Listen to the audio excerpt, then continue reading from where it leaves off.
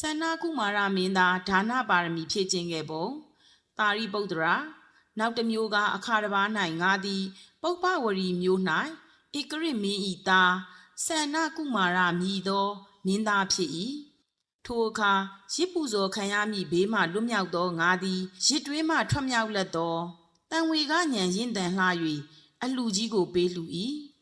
ငါသည်အလှခံတို့ကိုမလှူရပဲငါးည၆ညတို့တိုင်အောင်ပင်စားတောက်ဖွယ်တို့ကိုမစားတောက်ခဲ့ပေ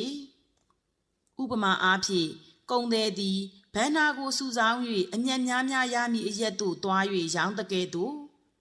ထို့အတူပင်မိမိစားမည့်ထမင်းမှာပင်သူတစ်ပါးတို့၏လှူခြင်းသည်အကျိုးများ၏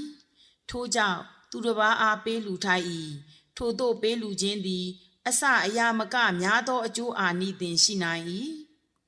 ငါသည်ထိုအကျိုးထူးကိုသိ၍ဘဝကြီးငယ်၌အလှကိုပေးလှူ၏တပည့်ညုတဉာဏ်ကိုရခြင်းငါသည်အလှပေးခြင်းမှနောက်မဆုတ်